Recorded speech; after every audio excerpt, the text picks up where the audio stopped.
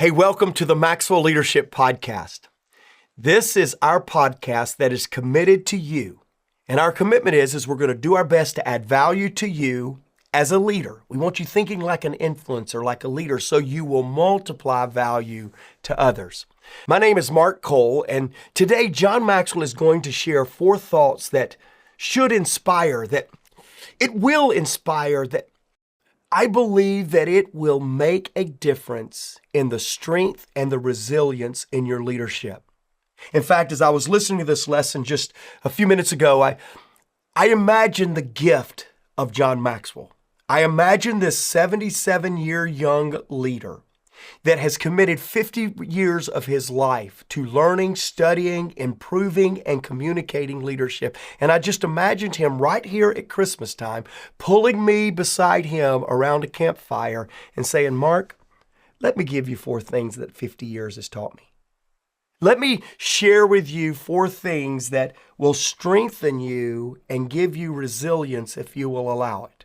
So perhaps today, whether you're watching Tracy and I by YouTube, or whether you're listening as you're running and doing your exercising, if you will just visualize getting to pull up a chair beside the fire and have John Maxwell, after 50 plus years, offer some advice on how to strengthen and how to encourage resilience in your life and leadership, you're going to be impacted. After John's lesson, my co-host Tracy Morrow and I will give you practical ways that you can apply this lesson to both life and to your passion to lead more effectively.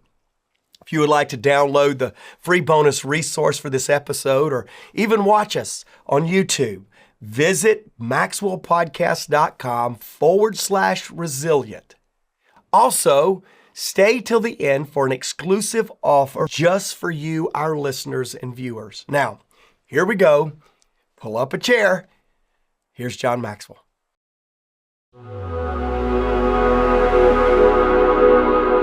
I'd like to give you, I've got 3 or 4 what I call strength statements.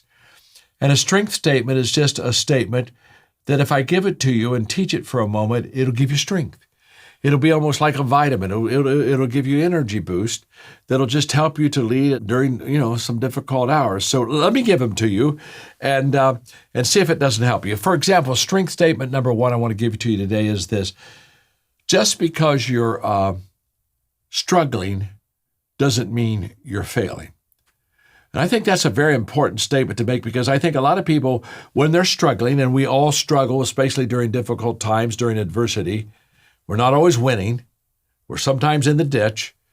And I think sometimes people will think, well, because I'm struggling, I'm failing. And that's not true at all. All of us struggle. But let me just tell you that, you see, when I'm struggling, when I'm fighting, I'm getting back up, and I'm never down, I'm always up or getting up. When I'm struggling, I'm still in the game. Now, when I'm giving up, I'm getting out of the game. And there's a world of difference between those two. You see, I've never known a person to quit their way to the top. It just doesn't happen. I've known a lot of people who struggled their way to the top. Very successful. Struggled all the way, but they got there. Wasn't easy, wasn't fast, but they stayed in the game. But the moment that you and I quit, now we've got a failure that can't be repaired. We're out of the game. So I think that's a real good shot in the arm for you, that just because you're struggling doesn't mean that you're failing. All great works and all great successes are a result of struggle. You remember, everything worthwhile is uphill. Which brings me to the second statement that I want to make to you. This is another great strength statement, and that is everything worthwhile is uphill.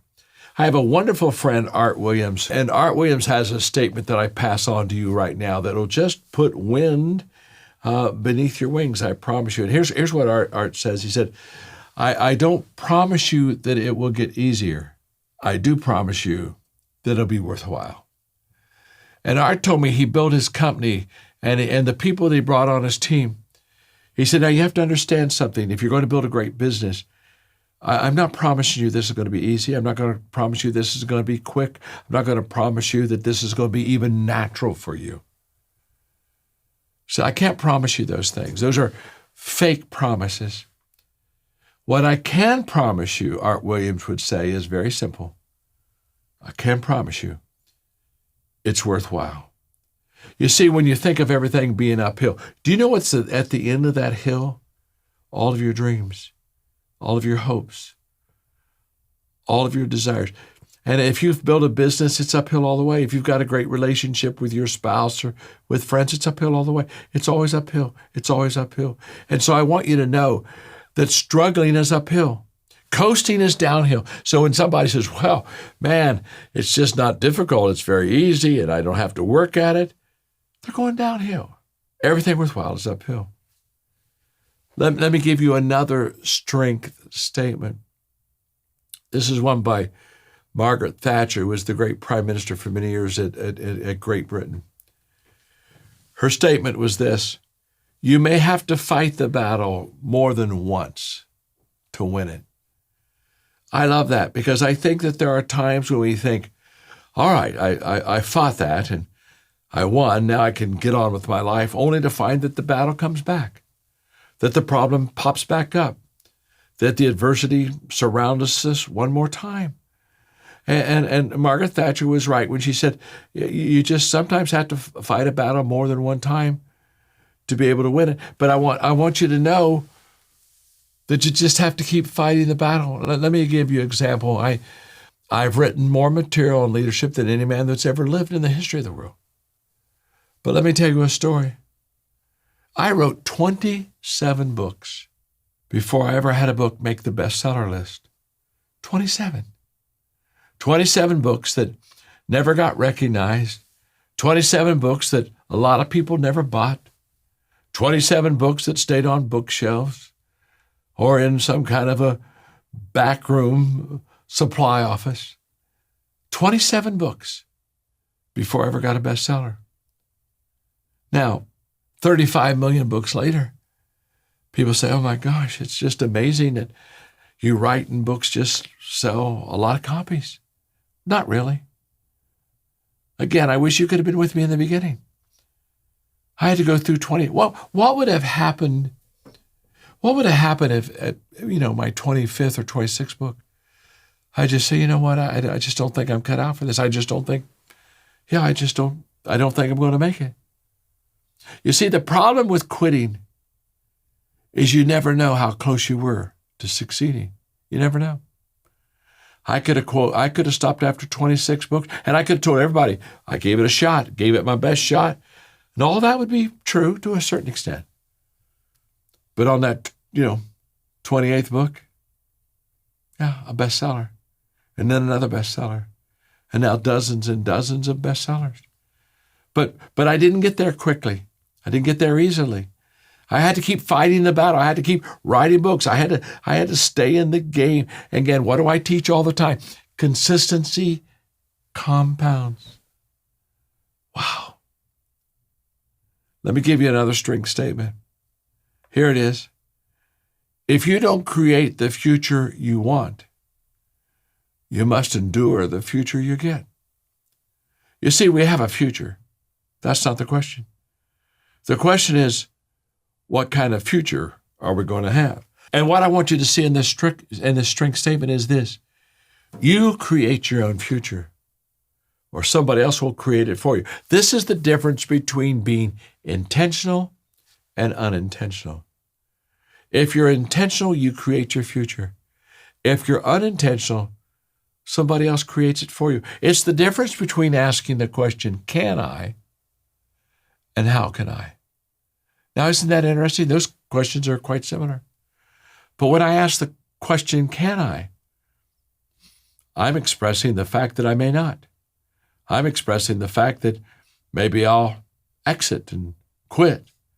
The moment I changed my question from can I, which has a whole bunch of possibilities of loss and failure, to how can I? Now I'm in the game. I'm going to stay in the game. It's not a question of am I going to do it. I just got to figure out how I'm going to do it. I've already determined to do it. Now I just got to figure out how. You see, that's the difference. That's the difference between creating your future and letting someone else create. It's the difference between accepting your life and leading your life. It's the difference between waiting for it and working for it. So I just gave you 4 strength statements. Take them, rethink them, practice them, let them put strength into your life. You'll be better on your journey. I promise you that. Hey, podcast listeners. Many of you listening right now would probably love the autonomy that comes with owning your own business or becoming a coach that helps other businesses succeed. Well, we have a phenomenal strategy where you are 100% in control of your own business, earning income on your own terms, and have access to the people, tools, and resources you need to build a thriving leadership development business. When you become a Maxwell Leadership certified team member, you join a global community of entrepreneurs led by our expert team of mentors and faculty, including John C. Maxwell. You'll also get one of the top leadership certifications in the world next to your name, giving you the boost you need to get started. Visit us online at maxwellleadership.com/join the team to find out more. Hey, welcome back. I was just telling Jake and Tracy here in the studio, I meant what I said. When John was given all this wisdom, I've heard him literally say these 4 things hundreds of times. And most of the time as a leader, and maybe this is true for you, listener and viewer, most of the time I listen for lessons so that I can learn them and apply them. I don't listen so that I can keep reapplying them. But these 4 things that John is sharing with us today are not meant to listen, learn, and move on. They're meant to listen, learn, apply, listen, learn, apply, listen, learn, apply indefinitely. Because even John Maxwell at 77, I travel with him more than any other human in the world. He's still learning these lessons about certain times and certain opportunities he's needing to lead through. It's what C.S. Lewis says. He says, hardships often prepare ordinary people for extraordinary destiny. And if you want extraordinary destiny and you're an ordinary person like me, guess what? You're going to have to keep applying these lessons, not just try to learn them. And Tracy, I am looking forward to spending some time talking about these 4 things with you. I am too, although I have to say, when we think of strength and resilience like you, I think we like to look at it in our rearview mirror instead of that it's a companion that travels with us throughout the course of the entire journey.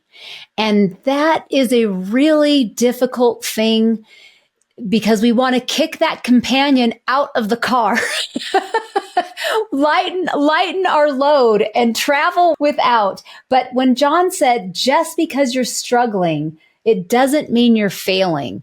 And I wrote that down and then I highlighted it and I just sort of stared at that because that is a really refreshing thing to remember. And I think we're all going to need to remember that because the struggle is really something that I think as much as we do these podcasts, I listen to these podcasts, I co-host with you, I listen when I'm not co-hosting. And I tell you, I think sometimes when I struggle as a leader, I think, what did I do wrong that I am failing at this again? And I still have that internal conversation with myself.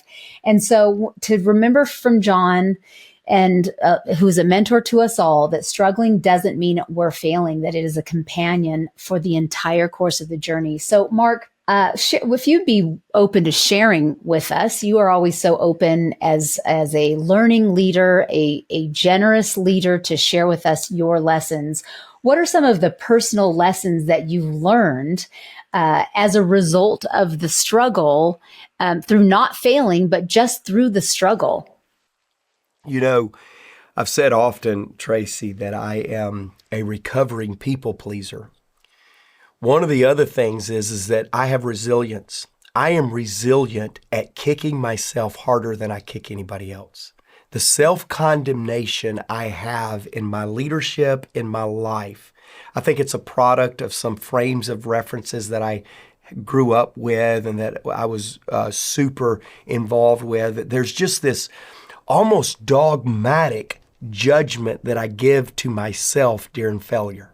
I'm just hard. I'm hard on people. And I think part of the reason that I'm hard on people is because I'm a people pleaser, which means I'm embarrassed that people's going to think I'm worse than what I really am. So I try to beat them to the punch and show them that I'm worse than I really am, right? And so there's a moment of authenticity for you that I'm not only an incessant people pleaser, I'm also an incessant judger of myself in a condescending kind of way. So when you have those two competing but almost complementary struggles in your personality, as I do, it's hard for me to separate struggling and failure. It's hard for me to separate struggle from inadequacies and weaknesses within me. I'll try something bigger than I've never tried before. It's never been done before. I'm the first ever. I'm a pioneer. And somehow I still hold myself accountable that I'm supposed to be really good. Let me illustrate. Tracy, have you ever played golf with me? No. Don't. Jake, have you ever played golf with me? Nope. Don't. I'm terrible. But somehow get me on the golf course, and all of a sudden, in my mind, Tiger Woods should be scared of me. I should be that good.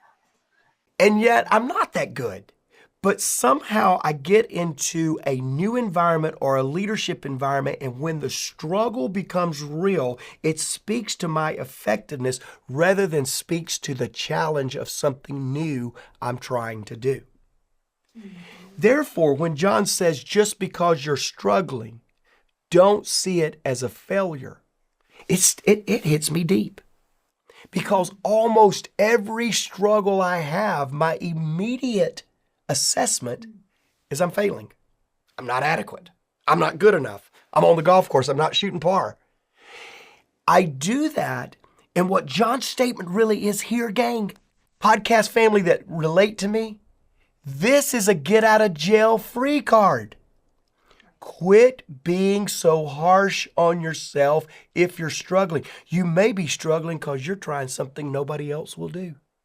You may be struggling because your background, your history, your family dynamics never gave you an opportunity, but look at what you're trying now.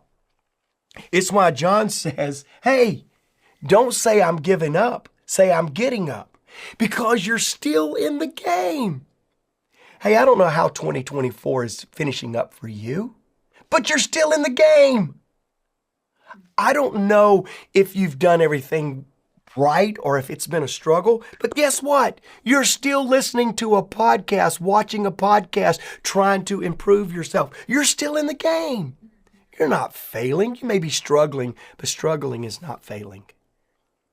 So let me ask you something before we move on to the next one, and we may end up parking here, but is there any part of you as you get healthier that feels like your fear of failing, I hope I can say this right, that your fear of failing is what drives you to your success and you're afraid to let that go and embrace the struggle as part of growth from a healthy mindset? Because I feel like there are some leaders who embrace that and almost keep that as the companion, is their unhealthy connection to their fear of failing, which is rooted in something probably unhealthy from childhood, rather than the healthy embracing of the struggle and staying in the struggle and moving forward in that and releasing the fear of failure and instead moving forward in that. Am I being clear in that? Oh, yeah. Because I think that there are a lot of really incredible leaders who are afraid to let go of fear and fear of failing and embrace the struggle because they think their superpower is their fear of failure. It helps. It's so good, Tracy. I'm so glad you brought this up. And you're right, we may camp here and we will for a few more minutes. When you have accomplished something never been done before, do a gut check. Is there a sense of satisfaction or is there a sense of relief? The satisfaction is pride that you have done something that was next to impossible. A sense of relief is you're trying to prove something to yourself or to someone else. And what I will tell you is you want to accomplish things for the sake of accomplishment, not for the sake of proving. Yes. And oftentimes, people are driven at the fear of failure rather than the sense of accomplishment. And when fear of failure drives you, the journey is not fun. The destination is not fun. It can be a relief. And there is not a sense of fulfillment because failure and the fear of failure is driving that. And so here's what happens. When you accomplish something out of a fear of failure, oh, happy day, you accomplished it. Congratulations. I'm really proud of you. I really am. I'm glad you accomplished something, even if it's out of failure. But guess what? Tomorrow morning, you'll wake up and the sense of dread and the sense of having to do it all over again and the sense of having to prove yourself worthy again will be right back up on your shoulder because your motive for doing something is trying to disprove something rather than prove something. I want to prove that I have what it takes to myself, but I don't want to disprove that everybody's opinion of me is wrong. Because when you try to disprove everybody's opinion of you, you are looking external for your valuation rather than internal for your value. And that external sense of valuation is both fleeting and flawed. It's fleeting because everybody wants to know, what have you done for me lately? It's flawed because nobody external of you should determine your worth or your sense of accomplishment. That should come from within. And that's why, Tracy, that's such a brilliant point. When failure is driving your success ratio, you will never be successful enough in your own eyes to enjoy it.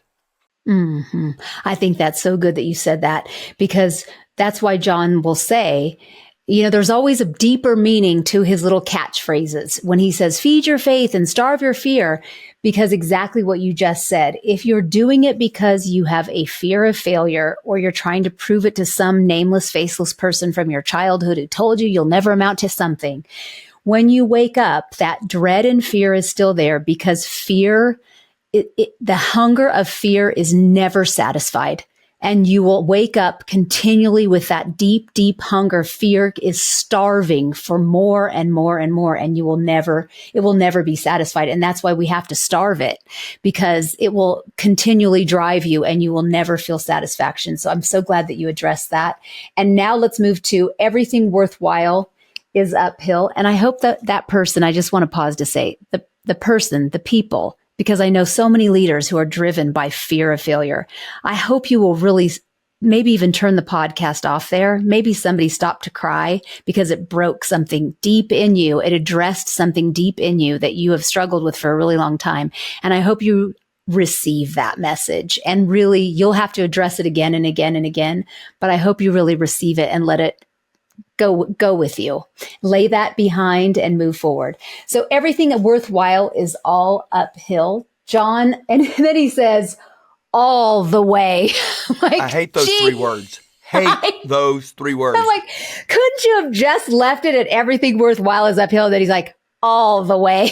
Oh, man, John, just cut us some slack. But it's good to know, because I have been in my professional career in a rough, hard season, me and my team, and we keep saying to each other, remember what John says, no leader has 2 great days in a row. And my team and I have been so thankful that he said that, because we will be literally celebrating and the text will come in, or the phone, somebody calls in, and boom, the bomb is dropped, more bad news, or somebody's upset, or something bad happens, and it disturbs the celebration. He says, celebrate for 24 hours, or, grieve something for 24 hours. Sometimes you don't even get 24 hours. Sometimes it's like an hour that you're celebrating and something comes in. And so we might be tempted to hang our heads when that happens, but we just keep saying, remember what John said, no leader has 2 great days in a row. Sometimes it's 2 great hours in a row.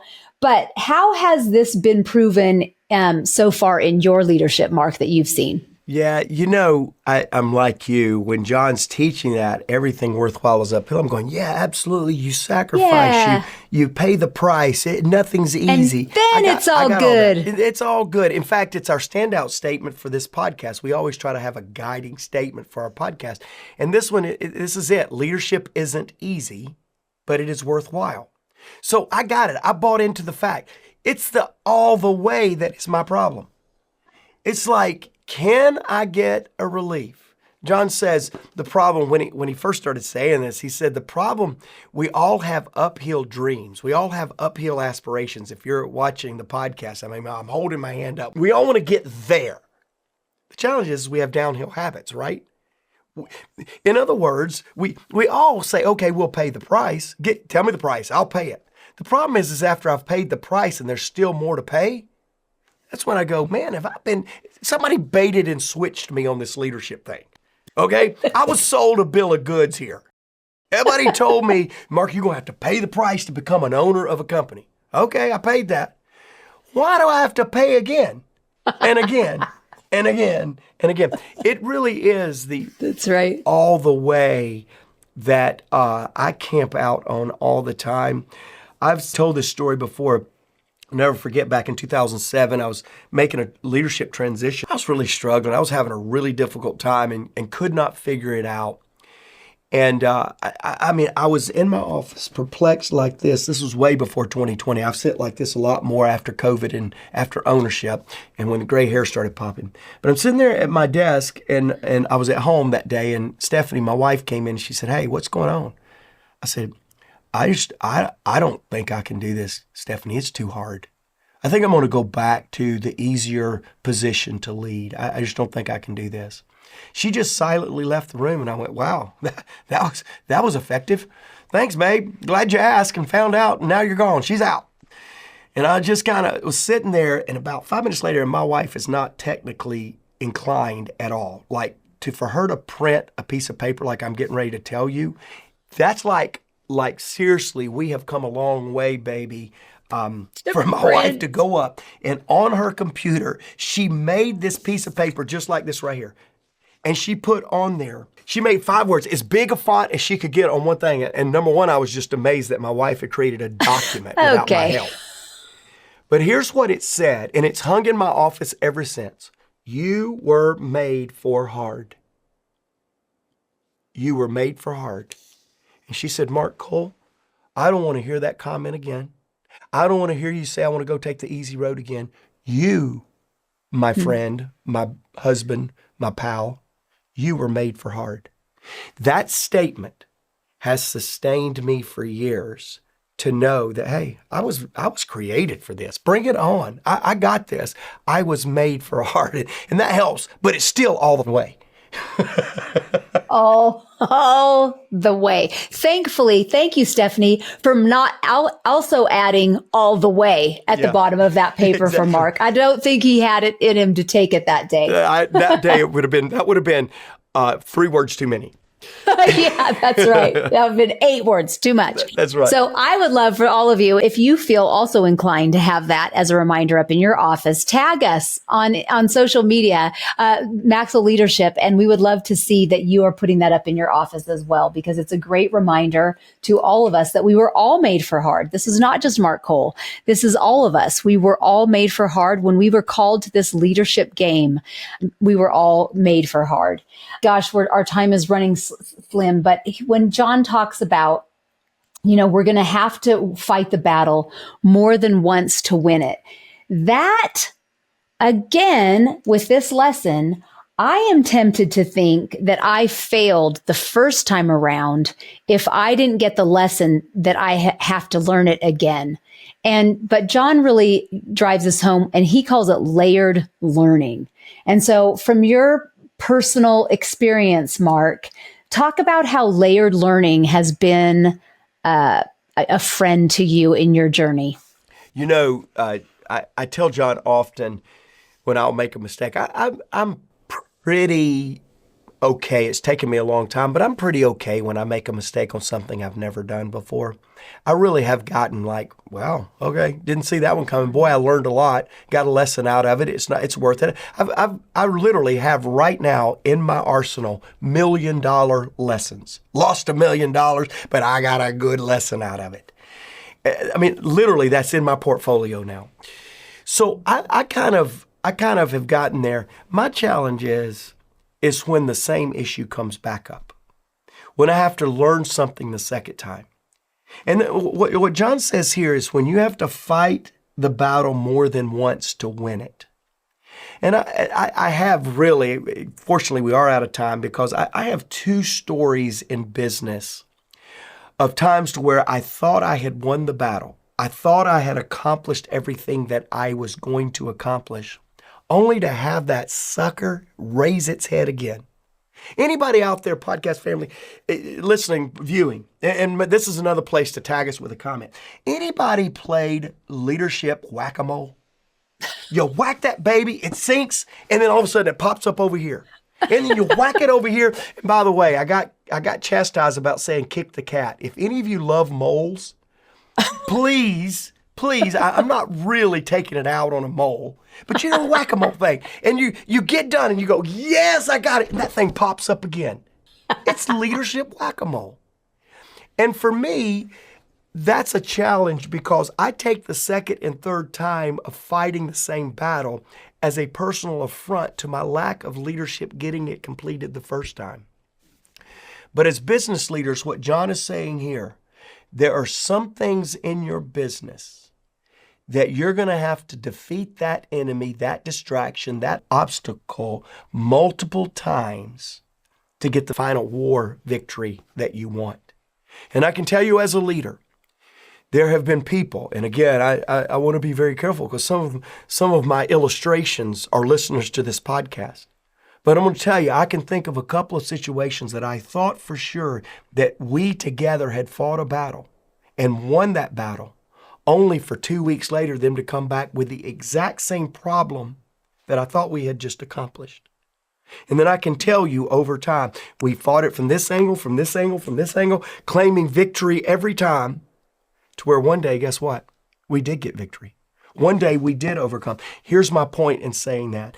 I think what John is saying here is just because you're fighting a battle you thought you won last year, the year before, here's the great news, like I said on the first point. It's December. You're still in the battle. You're still in the game. Let's go. Let's keep going after it. I can promise you the reward is worth it. That's right. That's right. Well, he ends and our time is short, but if you don't create the future you want, you must endure the future you get, which is a startling statement that is so true. It's kind of a wake-up statement for some people. I think sometimes we are waiting for something to happen and years pass us by. And so what would you say for those to our listeners who are waiting for it versus working for it? What would you say is the big takeaway for our listeners? The biggest takeaway I would tell you, in this time of the year, I'm always in reflection mode and I'm always doing year-end review. And I would have you look at some things that keep coming up at the end of the year as you review the success and the challenges of your previous year and set up a plan for a more successful year the next year, much like many of you will be doing over the next couple of weeks. And I would challenge you to ask yourself this question, the question John's asking right here. Are you creating your future, or are other people creating a future that you're going to endure? And if you want to have the future that you want, you're going to have to do some things different in 2025 than what you've done in 2024 and before, because you're letting too many people have a hand in what your future looks like, and you're tired of enduring their future for you. And this is the time, this is the place, this is the podcast to where I can tell you, you can make a difference. You can determine that your future will be what is in your heart, what is in your calling, what is in your purpose. You can begin starting today, starting this podcast. You can begin crafting the future that you want so that you stop enduring the future that you're getting. And you can do that. John Maxwell, sitting around the fire today, told us that you can. And I believe in his 77 years of wisdom, and 55 of that being an expert, a thought leader on leadership, really has something to say for us. And I think it's just your time to listen to this podcast. Here's what I want to do for you. I promised you in the show notes early on that I would give you something that would help you with this struggle of creating the future you want. For me, I began accomplishing the future I always wanted when I developed a personal growth plan in my life. I talk about this all over the world. Growth and a growth plan to accomplish growth, intentionality to growth, was the all-time best difference maker for me crafting the future that I'm now living that I wanted back then. And so I want to help you jumpstart that in 2025. We have a digital product. It's a $499 digital product on the 15 laws of growth. John's incredible, epic book on helping people, no matter what level you're in leadership, in growth. If you have a future designed or desire that you have not yet designed, starting with personal growth and building your capacity is the first step. And so we're discounting that $499 product all the way down to $99 so that you'll buy yourself a Christmas present. So that you will start the year off right by investing in yourself. And so it's $99. We'll put it in the show notes. We'll put in the podcast, How to Be a Real Success Part 2. And here's why, is because Ethel from Ghana listened to that podcast and loved it. And this is what Ethel said: for the numerous times I've listened to this podcast, I have finally written my life's mission as an HR practitioner. Ethel, I'm so excited for you. Ethel said to equip trained people to compound businesses is what I was supposed to do. Thank you, Mark Cole. Thank you, John C. Maxwell, for the teaching on CLEAR. Tracy, this is you. Communication, leadership, equipping, attitude, relationship as a must-have skill. I'm re-echoing that real in this Part 2 series is a bell ringer for me. I'm Ethel from Ghana, and I'm making a difference with my life. Ethel, I'm so proud of you because everyone deserves to be led well.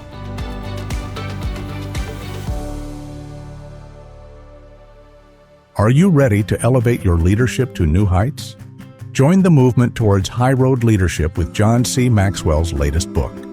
In High Road Leadership, John explores the power of valuing all people, doing the right things for the right reasons, and placing others above personal agendas. Learn how to inspire positive change and bring people together in a world that divides. Order now and receive exclusive bonuses, including a keynote on High Road Leadership by John Maxwell himself and a sneak peek into 3 impactful chapters. Take the first step towards becoming a High Road leader. Visit highroadleadershipbook.com to order your copy today.